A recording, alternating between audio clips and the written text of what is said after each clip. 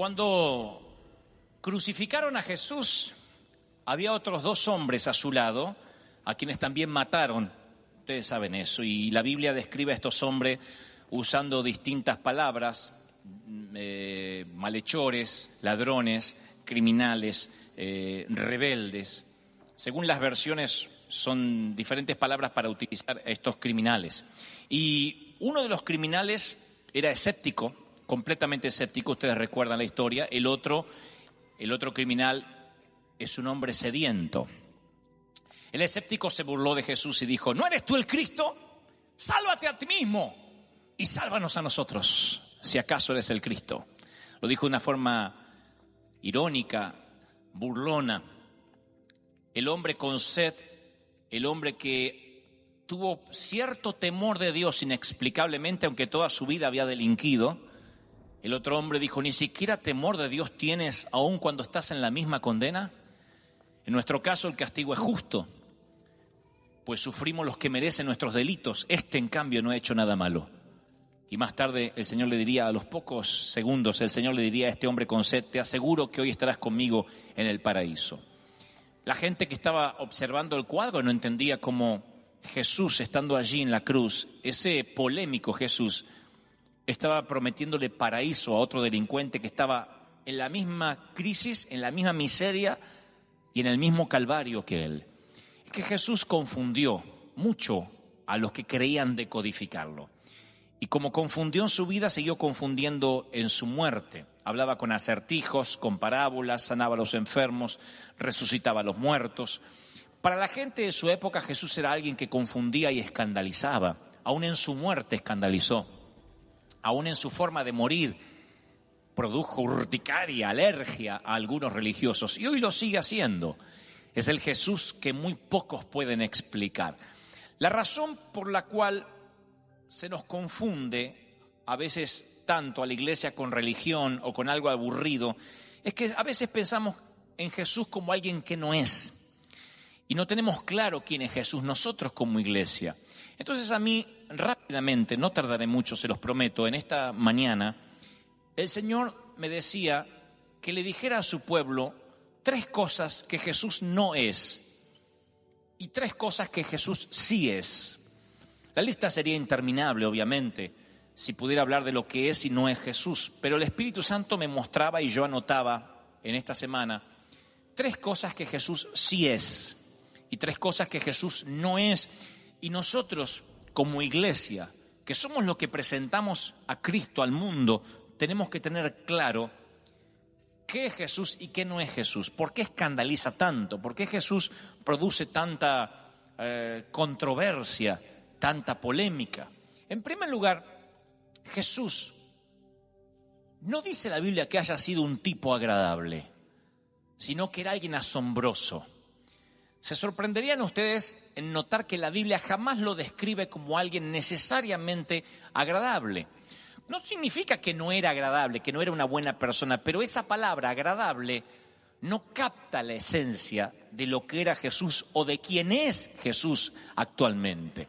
Para quienes estuvieron con Jesús caminando en la tierra, para los que entraron en la presencia de Dios cuando Él estaba hecho carne, fue como meterse en el ojo de un huracán.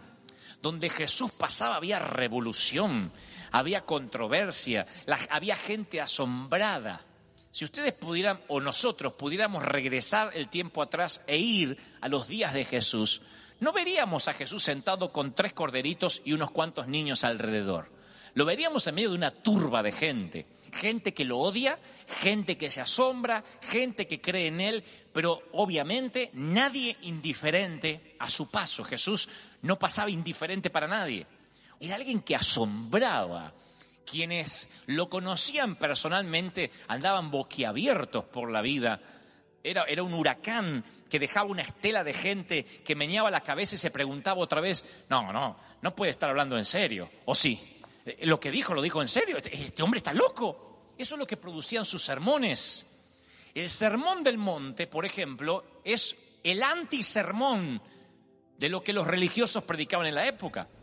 Los religiosos en las sinagogas predicaban todas las leyes de Moisés, lo que no se podía hacer, lo que se podía hacer, lo que tenían que cuidarse, qué comida tenían que comer, cómo tenían que mirar, cómo tenían que vestirse, toda una religión. Y Jesús se para en el Sermón del Monte y les empieza a decir, ¿oíste que fue dicho? Ama a tu amigo pero aborrece a tu enemigo. Mas yo digo, el que te hiera una mejilla, dale la otra. En vez de decirles lo que no tenían que hacer, les empieza a decir lo que tenían que hacer. En otras palabras, les empieza a decir, el evangelio no es un sustantivo, es un verbo. Tienen que hacer cosas. Y ya desde el Sermón del Monte, donde si ustedes lo leen en sus casas, van a notar la cantidad de veces que dijo hipócritas, hipócritas, hipócritas. Se van a dar cuenta que si ese sermón hubiese subido a YouTube, habría gente odiándolo. De hecho, hasta los religiosos le decían, no te atrevas a hablarnos así. ¿Quién eres para hablarnos así? Cada vez que él predicaba, lo llamaron hereje, usurpador, revoltoso, espíritu maligno, demonio, le decían demonio. Se metía en la sinagoga y lo querían matar. Cualquier cosa menos un hombre agradable, pasivo, bueno, pusilánime. Era asombroso. Ahora, en la Biblia encuentro a alguien, la única persona que encontró a Jesús como un hombre inofensivo y bueno. Hablo de Poncio Pilato. Si han visto las películas de Jesús, ¿verdad que es el único romano que nos cae bien? Porque si bien se lava las manos, pero tampoco lo condena. No es el César, no son los religiosos. ¡A la cruz! Él dice, yo no lo encuentro culpable a este tipo. De hecho, la Biblia dice en Lucas 23, no encuentro que este hombre sea culpable de nada, dice el procurador romano. Y después repitió, como pueden ver, no cometió un delito que merezca la muerte. Y al rato dijo otra vez, no encuentro que él sea culpable de nada que merezca la pena de muerte. Cada vez que yo leo las palabras de Pilato, digo, pobre tipo, estaba entre la espada y la pared. Pilato veía un tipo inofensivo, un poco chiflado, pero no culpable. Loco, como para considerarse el hijo de Dios, pero lo veía como alguien agradable, alguien que en realidad no importaba. Lo peor de Pilato no fue no creer que Jesús era el Hijo de Dios. Lo peor de Pilato es creer que Jesús era tan inofensivo que ni siquiera se merecía gastar una cruz. Ni siquiera se merecía gastar unos clavos. Lo que estaba diciendo Pilato es, está bien, no es el Hijo de Dios, es un chiflado, lo sé, pero tampoco ni siquiera es tan malo para condenarlo. No quiero gastar ni siquiera soldados romanos en este trámite. Ni siquiera es un delincuente. No es nada para mí. Y en la persona de Poncio Pilato, mis queridos, tenemos un símbolo de lo que es la cultura americana, hispanos y anglos. Porque la mayoría piensa lo de Pilato. No creo tampoco que Jesús sea la gran cosa, pero tampoco tengo nada contra él. Está bueno, por si algún día lo necesito, lo iré a buscar. Y Jesús nunca fue alguien agradable para que de vez en cuando se lo busque. Jesús era un huracán, un provocador, alguien que cuando entra a la vida te da vuelta completamente tu mundo. Es tener un cambio de vida radical, absolutamente va para un lado, viene Cristo y le da vuelta la vida para el otro y cambia. La unción viene sobre él, el manto de salvación viene sobre ella. ¿Cuántos están recibiendo esto? Y dice, Señor, yo quiero ese cristianismo real. Así que una de las cosas que Cristo no es un tipo bueno, Él es asombroso. Otra de las cosas que el Señor no es un legalista, es un libertador. Sin embargo, cuando ustedes leen la Biblia con sinceridad, nunca van a ver que lo podrían adjetivizar a Jesús como legalista, como que juzgaba a la gente o que era religioso. Sin embargo, son las tres palabras que la gente identifica a la iglesia. O que somos religiosos, o que juzgamos a la gente, o que somos legalistas. Y lo peor es que si uno sale a preguntar a la calle quién era Jesús, te van a decir cosas como, bueno, alguien que estableció parámetros morales de cómo vivir, pero yo no puedo acercarme a él porque mi vida no está bien para acercarme a la iglesia. Es como que la gente basa sus experiencias de vida que han tenido con la iglesia y lo relacionan con Jesús. Y piensan que Jesús es religión. Otra de las iglesias que más crecen en los Estados Unidos de América, las iglesias más crecidas son, aunque ustedes no los crean, las legalistas. Las iglesias donde se dicen cosas como las mujeres no pueden cortarse su cabello, tienen que tener la falda por acá, en lo posible no depilarse ni pintarse. Parece que como que toda la doctrina se la cargan a las mujeres. Los hombres pueden hermosearse, ponerse corbata, cambiar de traje, las mujeres casi nada. No se pueden pintar su cabello, no se pueden teñir, no pueden hacer nada, no pueden ser si sugieren algo apenas se les tiene que ver el talón para imaginar que hay talón ahí. No se puede, nada, es como una doctrina y no se puede ver televisión y no se puede mirar fútbol y no se puede hacer tal cosa y no se puede ir de picnic. Hay un montón de reglas y ustedes dicen, ¿y cómo crecen esas iglesias? Como crecían las iglesias de los fariseos, como crecían las sinagogas. A la gente le gusta tener una religión que le digan qué se prohíbe y qué se puede hacer para ver que si están dentro del club o están fuera. Y el que realmente se basa en todas las reglas y las cumple, dicen yo estoy dentro del club. Pero ese tampoco es Cristo. Cristo nunca fue un legalista. Cristo vino para libertar. Y no importa cómo esté tu vida hoy, seas cristiano o no, si Cristo estuviese aquí, nunca sentirías condenación. Aun cuando estés muy sucio, aun cuando sientas tu propio olor a una vida putrefacta, si Cristo estuviese parado aquí, nunca te sentirías condenado, te sentirías amado y con ganas de limpiarte para acercarte a Él. O lo que es mejor, Señor, me voy a acercar así como soy y sé que tú eres el único que me puedes limpiar, el único que me puede cambiar la vida, el único que me puede hacer una nueva criatura. Pero nunca sentirías condenación. Así que mis queridos defectuosos, mi querida gente imperfecta, tengo una palabra de Dios para ustedes. Yo soy tan defectuoso e imperfecto como ustedes. Se me nota un poquito menos, a lo mejor actúo un poquito más, pero soy tan defectuoso como ustedes. Una vez me regalaron unos lentes, unos anteojos de sol muy caros y yo estaba en el avión, fui al baño del avión y por alguna razón los anteojos hicieron ¡puf! Y se cayeron en el excusado y quedaron dando vuelta allí. No sé cómo decir estos detalles que van a sonar escabrosos, pero se cayeron en el excusado. Apenas yo entré y alguien no había tirado agua. Así que esos anteojos estaban para que se vayan para siempre, no verlos nunca jamás. Pero luego pensé que eran un regalo muy valioso.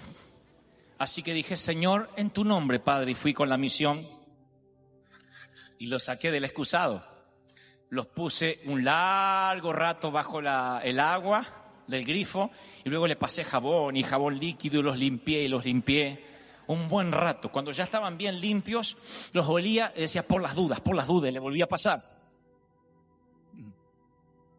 Me aseguré que estuvieran perfectamente limpios, porque tenían un gran valor. Me lo habían regalado y eran importantes, así que cuando llega el avión a destino, me esperan para una conferencia de prensa y salí en primera plana el otro día con mis lentes en lugares muy altos, en lugares de prominencia. Nadie jamás imaginó dónde habían estado esos lentes. Minutos antes de la fotografía oficial. El Señor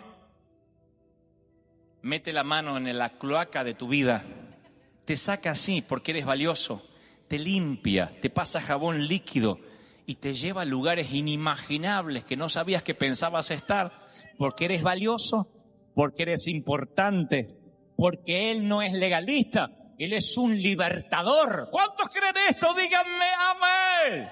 Él vino a dar libertad a los locos, libertad a los cautivos. ¡Aleluya! Así que Cristo no es un tipo bueno nada más, sino un Dios asombroso. No es un legalista, sino un libertador. Y por último, no es un buscado, sino un buscador. Oh, ¿qué problema hay con eso? Una vez vi un video que hicieron en YouTube que entrevistaban gente en la calle y le preguntaban quién era Jesús. Y la mayoría de la gente describía a Jesús como un viejecito con canas y barba que vivía allá lejos en el cielo, lejos, distante, desconectado del mundo y de las personas. ¿Cómo es que los cristianos transmitimos sin querer a lo mejor que Dios está tan lejos? ¿Cómo fue que la iglesia en estos años le hizo creer a los inconversos que Dios no está con ellos, sino que está encerrado en algún templo y hay que ir a buscarlo, incomunicado de la gente. Un famoso teólogo llamado John Stott dijo: el concepto de que Dios es lejano es falso. La Biblia dice que Dios tomó la iniciativa, se levantó de su trono, dejó su gloria, se rebajó y se humilló para buscar al hombre. La historia de Dios es precisamente lo opuesto a lo que piensa el mundo. El mundo cree que para acercarse a los dioses del Olimpo, al Buda, a quien sea, tiene que hacer ofrendas y ver si es aceptado por Dios. Hay que buscar a Dios en una montaña, tras una caminata, hay que buscar, hacer un sacrificio. Pero Dios no es un Dios al que hay que buscarlo, es un Dios que te busca. Oigan, porque esto les va a cambiar, les va a volar el cerebro para siempre. A mí me dijeron toda la vida en la iglesia cristiana evangélica: tienes que ponerte a buscar a Dios. ¿Y cómo se busca a Dios? Enciérrate en tu cuarto y pasa unas cuantas horas. Al principio no vas a sentir nada, se te van a entumecer las rodillas. Y si tienes ganas de orinar, aguántate que te reviente la vejiga y Dios va a ver el sacrificio. Pero no se puede orinar si no tiene mucha cara. Bueno, está bien, ahí, pero ahí al costadito, no se vaya lejos. Y ponga música y por ahí a las 3, 4 horas empieza a sentir algo y ahí se queda. A lo mejor se va enseguida, vuelva al otro día. Y yo estuve años buscando a Dios con todas mis fuerzas. Y un día empiezo a leer en la Biblia y Dios le salió al encuentro a Abraham. ¿Saben lo que es salir al encuentro? Vas caminando así y de repente se te pone Dios en el medio y hace: hola. Dios se mete, le sale al encuentro, le tapa el camino. Y Dios se le aparece a Moisés en una zarza. Y Dios le sale al encuentro en el camino a Saulo, camino a Damasco. ¿Cuándo Saulo buscó a Dios? Odiaba a los cristianos. Moisés ya ni oraba. 40 años en el desierto, en el patio de atrás del desierto. Y Dios salió al encuentro. Dios es un Dios. La Biblia, si ustedes la leen con detenimiento, no se trata del hombre buscando a Dios, sino de Dios buscando al hombre. ¿Cómo lo sé? Por Jesús. Porque no fue que el hombre exigió, pidió o hizo algo para acercarse a Dios. Fue Dios el que dijo: mi hijo unigénito irá allí, se rebajará, estará con ellos, se dejará matar y resucitará al tercer día. Es el plan de Dios de que Él te busque, de que Él te inste, de que Él vaya hasta tu barro y se meta en nuestra mugre. Dios se mete en medio de nuestro lío. ¡Aleluya! ¡Aleluya! Lo explicó Jesús. Un pastor tiene 100 ovejas, se le pierde una, no deja las 99 y va en busca de la perdida, y cuando la encuentra se llena de alegría. Esa es la imagen de un Dios que busca, la imagen que el mundo no puede entender. La gente cree que a los dioses hay que buscarlos, son fríos, son indiferentes. Pero Dios dice: yo soy no un buscado, sino un buscador. Yo soy el que sorprende, yo soy el que irá a tu habitación, el que se meterá en tu automóvil. Puedes estar discutiendo con tu esposo, con tu esposa, gritándole a tus hijos. Puedes estar teniendo pensamientos que no agradan a Dios. No te sorprendas si luego a los minutos vas al baño, subes al automóvil, te metes en la cocina y mientras que estás allí en el fregadero, la presencia de Dios viene y hace y te envuelve, y no te viene a condenar, te viene a decir: aún así, como los lentes que cayeron en el excusado, te voy a sacar y te voy a limpiar tantas veces sea necesario para llevarte donde yo te quiero llevar, para ponerte donde yo te quiero poner, para darte lo que te quiero dar. ¿Están recibiendo esto? Dígame amén. ¿Cuántos reciben esto? Dígame amén. Lo quiero, lo recibo. ¡Aleluya! Mis amados, Oseas es un profeta soltero, puro, santo. Y Dios le dice: búscate de esposa a una ramera, una prostituta. Ofrécele matrimonio, despósala. Está en el libro de Oseas.